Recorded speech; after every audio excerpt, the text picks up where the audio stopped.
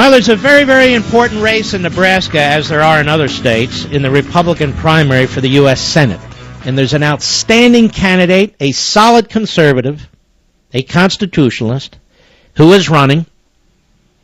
And his name is Ben Sasse, spelled S-A-S-S-E, and he has a really good shot at winning the Republican primary, first and foremost. 4 months ago, he had 3% name ID, excuse me. Now he has 40% name ID, which is really, really good. And he's a man that I have great admiration for, and I wanted to introduce him to you. Ben Sasse, how are you, sir? Great, Mark. Good to be with you. Thanks for having me. Well, it's my pleasure. Now, I'd like you to introduce yourself to the country and tell people a little bit about your background and what your main issues are. Yeah, thanks. I'm a 41-year-old non-politician. Most of my background has been in the private sector doing crisis management and business turnarounds, but I'm now in my 5th year as college president in my hometown, a 130-year-old college that was trying to go broke, and we've now been fixing it, and we're the fastest-growing school in the Midwest. But I think the main thing I think of myself as is I'm a dad and a father. I got 3 little kids, and my wife and I are blessed to be raising them a mile from where I grew up, and we want them to inherit a great, free, opportunity-filled America, and we got a mess on our hands. We do have a mess on our hands, and, we have a mess within the Republican Party. So, when I start talking about candidates and getting behind candidates, it's very, very important to me that the people that I endorse are going to be principled and do what they say they're going to do once they get to the Senate. Would that be you? Yes, sir. I mean, we have an obligation to recover the Constitution, and it's under assault. And the only reason I'm doing this is because if we lose the constitutional protections as are evaporating on us seemingly by the week right now, our kids grow up in a scary, less free, less opportunity-filled world. Obamacare is a huge threat to this nation, both for health care reasons, but more than that, for constitutional reasons and so forth. Would it be a major priority, if not the priority of yours, to get rid of that law? Yeah, I mean, it's why I'm running. It's a 2,300-page piece of junk that Speaker Pelosi said they had to pass so they could finally figure out what was in it. I've read it. 2009 was a slow period in my life, so I actually read the bill, and it's disastrous. It's worse than the public understands. And as you rightly put it, it isn't just an attack on budget honesty and the doctor-patient relationship and religious liberty. It's a fundamental attack on the American constitutional system of government because it's a big pile of paper that the administration just rewrites every time they want to at their whim. You're being supported by a lot of different groups and organizations in the state of Nebraska. What do you think of the Tea Party movement? Yeah, I'm delighted that we have the Tea Party folks introduce an urgency. I mean, you said it a minute ago. We don't just have a crisis in the country. We have a crisis in the Republican Party and in the conservative movement as well because we're losing. We're losing our ability to persuade the middle of the electorate. We're losing our ability to pass on an understanding of the meaning of America to the next generation, and the Tea Party is filled with folks who are wanting to ask those first principles questions.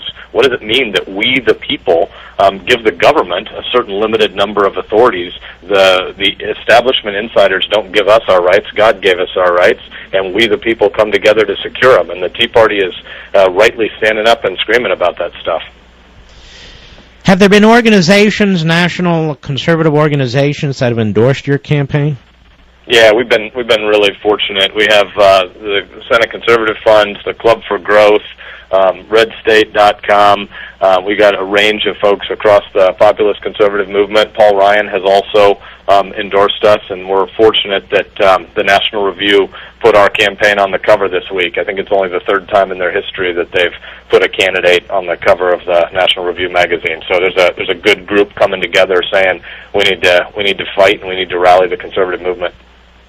If you were a senator and you have 48 to 72 hours to vote on a 1,500-page appropriation bill or a 2,300-page Obamacare bill or something of that sort, as a matter of principle, would you vote for a bill that you've never read?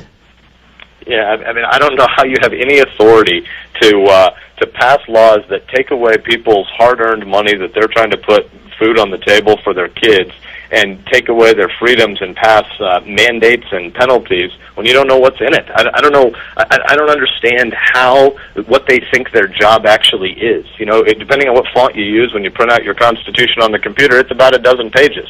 Or the Homestead Act of 1862, one of the most significant pieces of legislation in American history, just under 2 pages. They pass these lobbyist pork bills of thousands of pages, and they don't even read them. I don't know what they think their job is.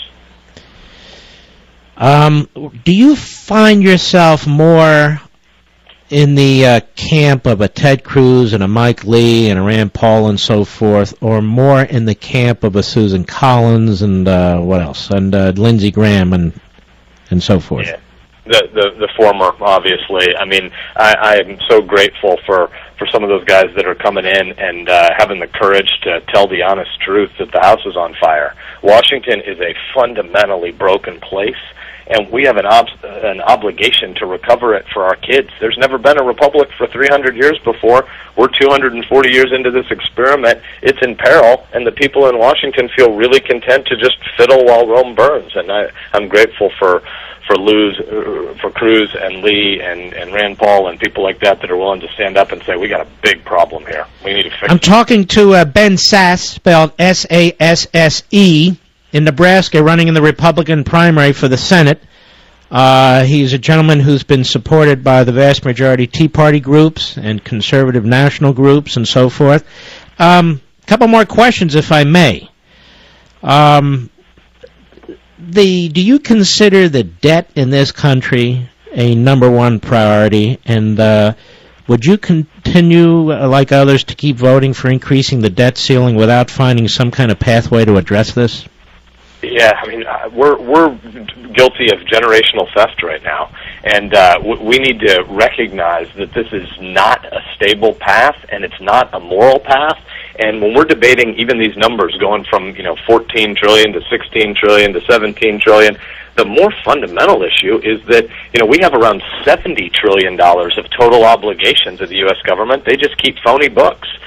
They move most of the entitlement obligations off book. And so right now, the conversations we're having, which occasionally are a little bit serious about the debt, are really not even accounting for the real reality of the entitlement overpromising that politicians are doing in Washington. And the House is on fire, and we need to fix it. We can't just passively keep kicking the can down the road and say, well, at some point, 2, 3, 4 years from now, then we'll get serious about it. These people haven't been serious about it for decades, and the time to fix these things is when you can do it by leadership, not when Greek-style austerity crisis forces it on you. I want to ask you about immigration. Do you agree that it is crucial that we secure the border first before we entertain all these ideas about pathway to citizenship and legalization and so forth? Absolutely.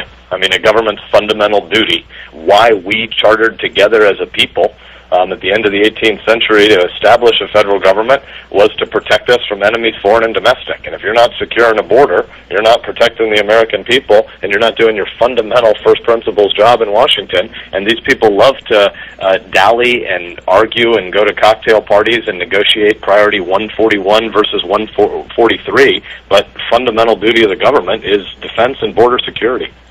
So I want to be absolutely clear. So you believe the border must be secured first, not down the road as part of a combination of issues, correct? Correct. Okay. Well, you know what, sir? I'm going to endorse you because I've looked deeply into your background. I have listened to what you've said. I've talked to a number of people who I have great admiration for and trust in. You agree that the border needs to be secured first. You agree who, if, in your view, some of the more outstanding senators are. You've said you won't vote for these massive bills if you don't have an opportunity to actually know what's in them and read them. And there's really no other way for me to vet you other than to do it this way. We've never met. We've never talked before. So let me ask you this. Your main opponent in the Republican primary, how would you describe that person? You know, I'm going to duck a little bit, only because I'm not running against people. I'm running for the future of our kids and grandkids. But I think if things worked well in Washington, then business as usual could work. But it doesn't work, and right now I am definitely not the lobbyist choice, and my main opposition is the lobbyist choice. And so I don't talk much about the other candidates in my race. I talk about what we believe in a constitutional system, and business as usual isn't working, so we need to fix it. So the other candidate, I'm reading, not even between the lines, I just heard you, is somebody who is supported by K Street in Washington. Is that correct? Yeah, well, I've been told multiple times that I am not, and I'm putting this in scare quotes, I am not reliable, that I would just vote the way folks wanted us to vote on whatever issue of the day big business was pushing. And I'm not running because of some constituency of corporate elites in Washington buying a bunch of lobbyists. I'm running because of the kids and nephews and nieces in my neighborhood that have inherited something great, but that we need to preserve and secure. And right now we're not getting the job done in Washington. Is the Chamber of Commerce involved in this primary? No, I just mean in general that the lobbying interests that have said to us, hey, we don't typically get involved in primaries, but if we were going to get involved in yours, we're much more comfortable with somebody who's, you know, spent a lot of time in politics. Well, I don't understand what the founders would make of that. We have a film out where we talk a little bit about the thought experiment. What if the founders came back? Your listeners could see it at ben4nebraska.com, where we actually moved the U.S. Capitol out of Washington, D.C., and take it to Nebraska and say, you know, I think if the founders walked down K Street right now, they wouldn't recognize this experiment. That's ben4nebraska.com, ben4nebraska.com, people who want to support Ben Sasse in his race. So I'd like to endorse you if you accept my endorsement, sir, and I want to wish you all the best. I am incredibly honored. Thank you. We're big fans of you at my house, and we're grateful for what you're doing to try to recover a constitutional sense. You know, President Reagan regularly said that we're always only one generation away from the extinction of freedom. Our kids don't get it in their bloodstream. They don't get it by genetics. They get it because we pass along the American idea and the American dream and the American creed to our kids, and that creed is the Constitution, and it doesn't feel like our country is rallying around the right issues. So thanks for all that you're doing to teach it and spread the good word. Well, everybody who I know who knows you there and at the national level tell me that you are solid as a rock. You certainly sound that way to me. You sound very earnest, and I want to wish you all the best. I'm very grateful, Mark. Thank you for this and this vote of confidence, and thanks for your listeners. All right, good luck. God bless. There's a citizen candidate right there who has a shot. A citizen candidate who has a shot. Backed by all the groups who are hated by Washington as well. And very, very popular and supported by Tea Party groups throughout the state of Nebraska. So that's Ben Sasse, spelled S-A-S-S-E, a citizen candidate who has a real shot at this in the Republican primary in Nebraska. And you heard him. And you can do your own research. You can go to his website as well, ben4nebraska.com, and make your own decision. I've made mine.